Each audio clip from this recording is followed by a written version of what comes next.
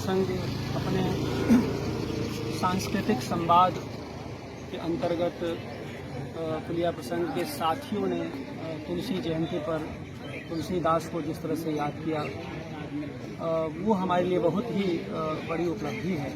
और अभी बहुत सारे साथियों ने अपनी अपनी बात रखी। डॉक्टर विंध्याचल यादव ने बड़ी तैयारी से तुलसीदास पर बहुत ही अनुकरणीय और प्रबोधनात्मक वक्तव्य दिया। और निश्चित रूप से विंध्याचल जी का वक्तव्य आज के लिए हमारी खाती है, हमारी पूंजी है। तुलसी के ताप पर चली है बातचीत, तो निश्चित रूप से बहुत ही बातें मूल्यवान हैं। और तुलसी के ताप पर चर्चा करते हुए विंध्याचल ने अनवस्थित से चर्चा करते हुए इन्होंने तुलसी के प्रताप और संताप दो तत्वों को बिल्कुल प्रासंगिक रूप से रेखांकित किया। और निश्चित रूप से यह वह मूल्य बोध है जहाँ से तुलसीदास को समग्रता में हम समझ सकते हैं। अगर इसमें तीसरा शब्द परिताप जोड़ लीजिए तो उनके ताप का एक जो चक्र है पूरा हो जाता है, यानी उनका प्रताप, उनका संताप और उनका परिताप से मिल करके तुलसी के ताप का, उनके यश का और उनकी तेजस्विता का जो समग्र व्यक्तित्व बनता है।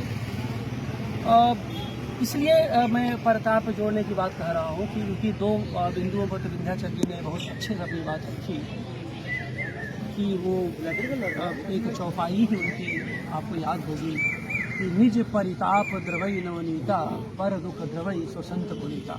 कि निज परिताप, तो जो निज परिताप है वह निज परिताप में परिताप ताप नहीं है, भीतर की जो आँच है, भीतर की जो ऊष्मा है, भीतर का जो ईंधन है, मतलब और उसमें जो वो मतलब स्वाभाविकता है, जो स्वाभाविकता है कहीं से मतलब आक्रामकता नहीं है, एक जो संयम है जो मनुष्य अपनी प्राकृतिक ऊर्जा के साथ जीता है, तो उस रूप में बातें करते हैं। और फिर तमाम सारी चीज़ें लगती हैं। इस पूरे तुलसीदास में अगर आप देखेंगे तो तुलसी में इस संदर्भ में प्रेम का पक्ष भी मूल्यवान है और पीड़ा का भी पक्ष मूल्यवान है। और तुलसी के तेजस्विता में उनका तप और ताप दोनों ही मूल्यवान है। तप भी है और ताप भी है, क्योंकि दोनों मिल करके भविष्य के लिए कुछ सुंदर रूप गढ़ते हैं, जिसको आधार बना करके आज हम, जैसा कि विंध्याचल जी ने, शैलेंद्र ने, तमाम साथियों ने कहा कि आज तुलसीदास हमारे लिए महज उपस्थित नहीं है, तो हमारे लिए एक गूंज है, एक गूंज है। और उस गूंज के दायरे में एक अनुगूंज भी बने हुए हैं लगातार, यानी व्यक्ति के मन को भी प्रभावित करते हैं और समाज के चित्त को भी प्रभावित करते हैं। तो गूंज और अनुगूंज दोनों स्थितियों से तुलसीदास हमारे बीच आज तक मौजूद हैं और शायद दिनों दिन इसी तरह से प्रासंगिक होते रहेंगे। तुलसी ने बहुत सारे संदर्भ कहते हुए चातक का बार बार संदर्भ दिया है। जैसे कहते हैं कि तुलसी चातक ही निभय निपट राखियो प्रेम, भक्त बूद लख स्वाति हो निपट निवाहे रेम। तो वो कहते हैं कि भाई ये जो समर्पण है, अब देखिए समर्पण में संयम भी है और तपस्या भी है। तो हम प्रतीक्षा करेंगे किसके लिए? वक्र बूद लख स्वाति हो निपट निवाहे ने, यानी हमें स्वाति की बूद चाहिए, हमें अपना अभीप्सित चाहिए। उसके लिए हम तप भी करेंगे, तपस्या भी करेंगे, अपने ताप को दिशा भी देते रहेंगे जो हमारे पास है, हमारी पूंजी है। यानी वो जो प्रतीक्षा भाव में जो अकुलाहट है, और प्रतीक्षा भाव क्यों है? क्योंकि हम जो कुछ अपने अर्जित करना चाहते हैं वो एक तरह का सघन विवेक से, अपने सघन विचार बोध से, सघन ऐन्द्रिक तंत्र से, वो सब हम अर्जित करना चाहते हैं। तो इसमें देखिए कि वक्र बूंद लख स्वाति हूँ, इसमें जो वक्र शब्द है वह एक कवि ही लिख सकता है। स्वाति की बूंद सीधी नहीं है, वक्र है। अब उस वक्रता में कवि का की सामर्थ्य है और कवि की ताकत है और कवि का ताप भी, उसी में उसका सौंदर्य भी है।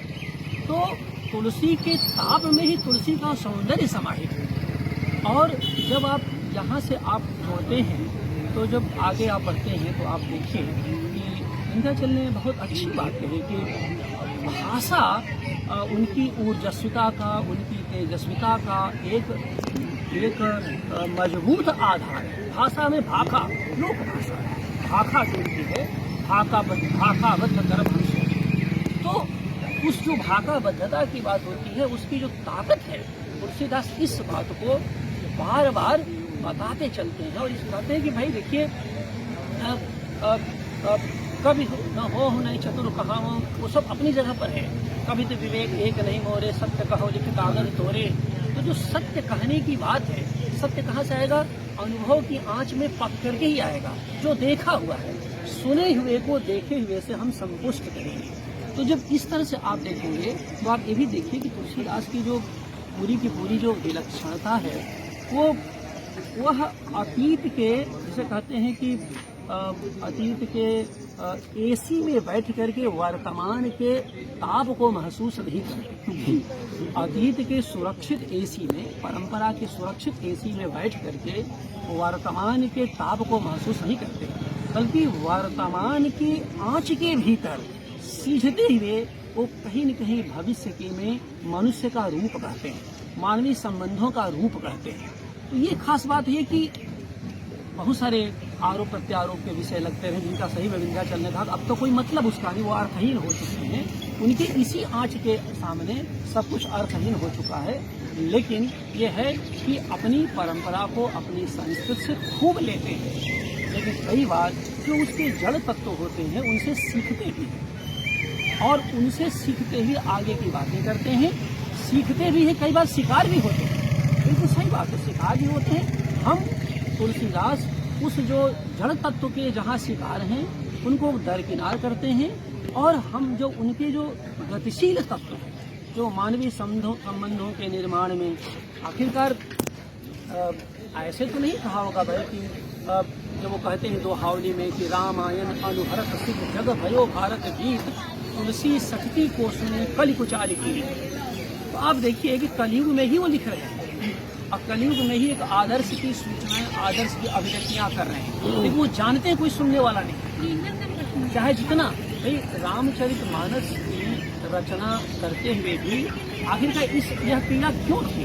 मैं श्रेष्ठ राम कथा, जो राम हमारे नायक हैं, हमारे नायक हैं, हमारे श्रेष्ठ रचनाकार हैं, उनकी कथा मैं कह रहा हूँ, फिर भी कोई सुनने को तैयार नहीं। अब आप जरा देखिए, कोई सुनने को तैयार नहीं तो कैसे?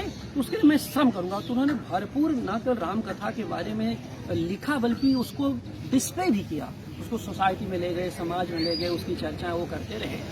तो इस बात को वो जानते थे कि निरंतर की, अब कलिकाल क्या है, कलिकाल का जो वर्णन है वो कवितावली के उत्तरखंड में आप देख लीजिए, जिसमें महामारी का है, गंगा महात्म्य का है, शिव की स्तुति है, तमाम सा उनकी अपनी पीड़ा है, बाहुपीड़ा का जिक्र है, उनके आसन मृत्यु के संकट की पीड़ा का भी चित्रण है, बहुत सारी बात है।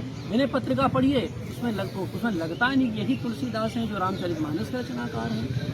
वहाँ पर रामचरितमानस के नायक राम हैं, कवितावली के और विनय पत्रिका के नायक खुद तुलसीदास हैं, जिनके बहुत सारे मावी देखो मसीत में सही लेवे देवे के कोई तमाम सारी उनकी सारी चीज़ें हैं, जिसमें कि अभी वो कहते हैं कि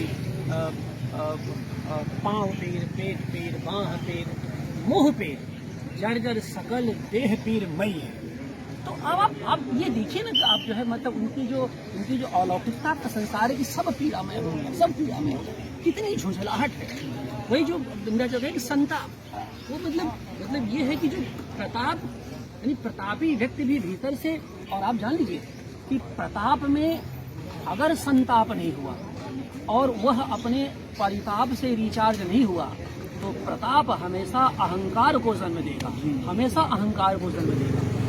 तुलसी में वह अहंकार, तुलसी अपने व्यक्तित्व का रूपांतरण नियमित करते हैं। अहंकार का लेस मात्र भी तुलसी के यहाँ दिखाई नहीं देता। तो तुलसी जिस तरह से अहंकार से मुक्त होते रहते हैं, वह वही है कि वो उनको हमेशा लगता है कि जो मैं कह रहा हूँ वह कोई सुनेगा कि नहीं, कोई उसको समझेगा कि नहीं, कोई उस स्थिति को प्राप्त होगा कि नहीं। इसका जो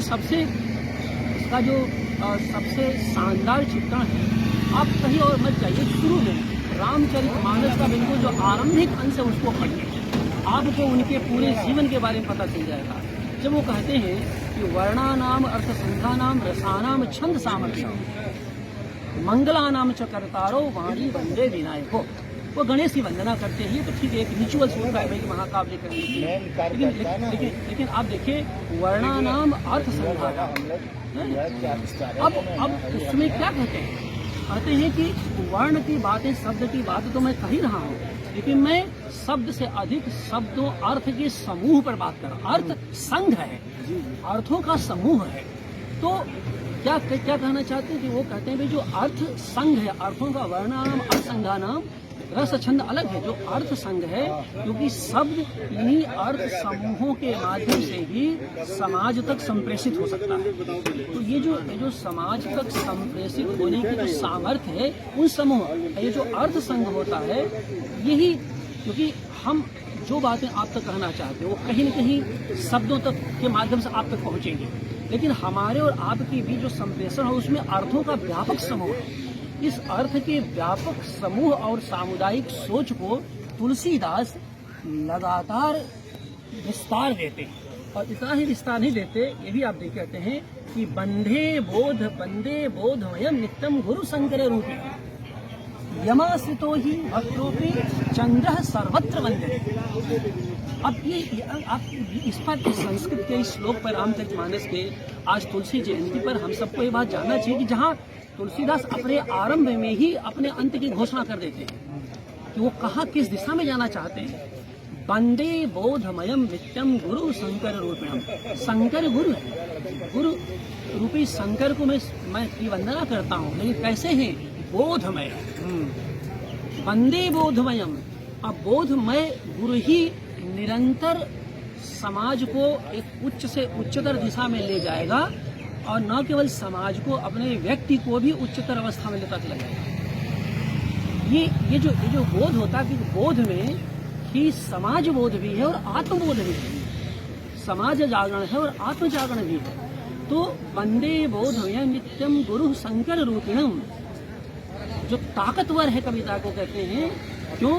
क्योंकि यमाश्रितो ही वक्रोपी चंद्र सर्वत्र वंदते, जिसके आश्रित होकर के वक्र चंद्रमा भी सुशोभित होता है। माने टेढ़ा व्यक्ति, जिसकी सादगी के सामने, जिसकी बोधमयता के सामने टेढ़ा मेढ़ा व्यक्ति भी शोभायमान होता है। क्यों ऐसा है? क्योंकि शंकर का जो शिवत्व है वह खुलापन है, क्योंकि वह मस्तक पर धारण कर लिया खुला आकाश उसके सामने है। तो तुलसीदास शंकर के बोधमय गुण के रूप में उनके खुलेपन की बात करते हैं, जो काव्यत्व हो यहाँ पर खुलेपन की बात है। मैं ये याद करते समय बार बार सोचता हूँ कि सोचिए कि एक शंकर का जो खुलापन है, वो एक वक्त चंद्रमा को धारण करके इतना सुशोभित हो रहा है कि चंद्रमा का सारा दोष दूर हो जाता है और शोभित होता है। कविता तो न जाने कितनी वक्रताओं को धारण करती है। कविता तो वक्रताओं के धारण करने से ही अपने सौंदर्य को रचती है। कविता कितनी बड़ी है, और उसमें भी तुलसी की कविता। तो यह जो यानी क्या मतलब हुआ, जिसकी बात हम लोग अभी चर्चा कर रहे थे कि खराब से खराब जीवन के प्रसंग, पीड़ा से लेके, दुख से लेके, प्रेम से लेकर के जब कविता में ढलते हैं तो वह आपको आनंद प्रवण ही होते हैं। अंततः आपको कहीं न कहीं कुछ आह्लादक और एक उम्मीद परक बनाते हैं। तो ये जो तुलसी के ताप को, तुलसी की ऊर्जस्विता को, तुलसी की तेजस्ता को समझना, केवल तुलसी की कथा को या व्यथा को नहीं समझना है, कविता की ताकत को, कविता के ताप को भी समझना है, उसकी लोकोन्मुखी योजना को समझना है, उसकी समग्र सामूहिकता, सर्वहित समाज के लिए मंगल कामना को भी समझना है। और क्योंकि कविता शब्दों में अपनी वक्रता को धारण करती है और इस वक्रता में घुल मिल करके हर टेढ़ा व्यक्ति सीधा हो जाता है, हर टेढ़ी प्रवृत्ति सीधी हो जाती है। तो तुलसी के बारे में बाकी तो बहुत सारे उन बातों का जिक्र रिपीट करने कोई मतलब नहीं है कि ये कुछ प्रसंग थे जो मैं कुछ आप लोगों के नए तरीके से आपके सामने प्रस्तुत करना चाहता था। बाकी तो आप जानते हैं कि वो समन्वयशील हैं और गतिशील रहे हैं और तमाम तरह के मतलब कि पीड़ा के स्वर के साथ साथ उनके उदात्त स्वर भी उसमें मौजूद हैं। एक बात और मुझे कहनी चाहिए, बहुत सारी तुलनाएं जब कबीर के बारे तुलसी के बारे में हम चर्चा करते हैं, कबीर हमारे लिए हमारे दोनों हीरो हैं। और आज की बात का जो निचोड़ रहा है वो विंध्याचल जी का यह निष्कर्ष बहुत अच्छा लगा मुझे कि क्या है ना कि मौलिकता जो है ना अनलंकित भाव से ध्वनित होती है। जब आप कोई चीज़ करते तो अनलंकित भाव से वो लगता है कि हाँ, और मैं इसी बार कहता हूँ कि मौलिकता साधने से नहीं आएगी, बहुत सोच के कहने से नहीं आएगी, वो जब आएगी तो उसी के भीतर से आ जाएगी। जैसे यह बात इन्होंने उदय या किसी के को समझाते हुए कही हम तो भाई कि हिंदुस्तान में बांग्लादेश कभी नहीं हो सकता, और कभी का मतलब जब तक ये धरती रहेगी तब तक नहीं हो सकता। हिंदुस्तान में वो सिचुएशन इसलिए नहीं आ सकती कि ये सब जो सत्ता के खेल हैं ये तो तात्कालिक है आज के, लेकिन हमारी संस्कृति और संस्कार का जो खेल है भारतीय जनता का जहाँ से बनता है उसमें कबीर और तुलसी दोनों पूज्य हैं। और जब कबीर और तुलसी दोनों के पूज्य भाव से और उसमें गालिब और मीर भी मान लीजिए, तो कबीर तुलसी गालिब और मीर जैसे लोग लगभग 400 वर्षों के भीतर के लोग एक साथ जो हमारी चेतना का निर्माण करते हैं तो वह स्थिति इसमें कभी नहीं आएगी। क्यों? क्योंकि 19-20 जब भी होता रहेगा हम लोग उसको लगातार अपने आप में बंधित और प्रतिबंधित करते रहेंगे अपने आप। तो कुल मिला जुला करके ये जो बातें हैं वो बहुत ही मूल्यवान हैं कि अब क्यों ऐसा है। क्योंकि देखिए कबीरदास तपा हुआ लोहा, दग्ध लोहा, और तुलसीदास शांत लौ है। देखिए धार दोनों के पास है, एक जो है लोहार की भट्टी से ताजा निकालता हो दाग देता है, लाल लाल हंसिया वो दाग देता है, और उस दागने में आपको अच्छा लगे बुरा लगे नाराज हो भाड़ में हमसे मतलब नहीं है। ये सुविधा लगी कबीर के पास थी दागने की। तो मैं वो इमेज विजुअल्स आप सुन कि भरसाए में कोई लोहा निकालिए और लाल लाल सिलेंडर अल्लाह के दाग दीजिए, बिना चिंता करे कि 60 उपटेगी क्या होगा, चमड़ी रहेगी कितनी। तुलसीदास भी उसी प्रक्रिया से गुजरते हैं, लेकिन लोहे को शांत होने देते हैं। मानी शान उस पर भी चढ़ी है, धार उस पर भी चढ़ी है, लेकिन जो लौह जो कह सकते हैं कि रक्ताभ लौह था जो है ना, जो उसको थोड़ा सा शांत होने देते हैं, शीतल होने देते हैं, तो धीरे धीरे सला पोहरा के अपनी बातें करते हैं। तो एक में आक्रामकता है, दूसरे में शांति प्रियता है। ये जो बात हम लोग भी कर रहे थे कि आक्रामकता और शांति प्रियता दोनों मिलकर भारतीय संस्कृति का सुंदर स्वरूप गठित करते, निर्मित करते। इसलिए जब बहुत आक्रामकता बढ़ेगी तो ये समन्वयशीलता सहिष्णुता सामने आ जाएगी, और जब बहुत सहिष्णुता बनेगी मानव स्वभाव में तो आक्रामकता उसको तोड़ देगी। जैसे आप बहुत नायक बनोगे, कुछ होते बहुत नायक बनोगे, एक तो जाकर के धीरे से कहते हैं कि धीरे से पीछे खींच देगा, ज्यादा नायक मत बनो। ये हिंदुस्तान के मानस में है। और बहुत आक्रामक बनोगे तो फिर से ठोक देगा, अरे यार थोड़ा गति थोड़ा धीमे चलो। तो ये कह सकते हैं कि ये जो संतुलित रिश्ते जो भारत और जहाँ पर जो है ना कहा कि कीरत धनी के भूति भर सोई सोरसर सम सबकर हित हुई। ये जो कीरत धनी थी माने कीर्ति, धनी माने काव्य, भूति माने संपदा, ये सब के सब सबके सर्वजनिकाय सर्व सुखाय की बातें हैं। तो अंततः जो हम लोग कहते हैं ना कि मांगलिक सर्जनेच्छा के फलस्वरूप हमारा भारतीय समाज आज भी तुलसी को याद करता है और सभी आने वाले युगों से तुलसी को याद करता रहेगा। भाषा के स्तर पर साहित्य आने वाला साहित्य रहेगा, भाषा के स्तर पर, उनकी वक्रताओं के स्तर पर, उनके उपमाओं के स्तर पर, लेकिन अर्थ समूह के स्तर पर समाज अपने को पुनर्नवीकृत करता है। तो तुलसीदास की जो तेजस्विता है, मैं उसे एक संक्रामक तेजस्विता मानता हूँ। तुलसी अपने को सुजनरित अपने की स्वतः स्फूर्त ढंग से संक्रामक होते रहेंगे अपनी तेजस्विता के दायरे में। तो तुलसीदास संक्रामक तेजस्विता के ऐसे कवि हैं जिनको की धारण करती हुई, जिनको समझती हुई भारतीय संस्कृति निरंतर अपने को गतिशील बनाए रखेगी। उनकी समस्त सीमाओं को स्वीकार करते हुए भी, और आज उनकी सीमाएं भी हमारे सामने हैं, और उनकी जो सार्थकता है, उनकी जो उम्मीदें हैं, उनकी जो चारुता है, उनका जो वैभव है, और उनका जो विपुल विराट व्यक्तित्व वो भी हमारे सामने है। आज के दिन पुलिया प्रसंग की तरफ से हम ऐसे विपुल और विराट व्यक्ति को अपना प्रणाम नहीं देते।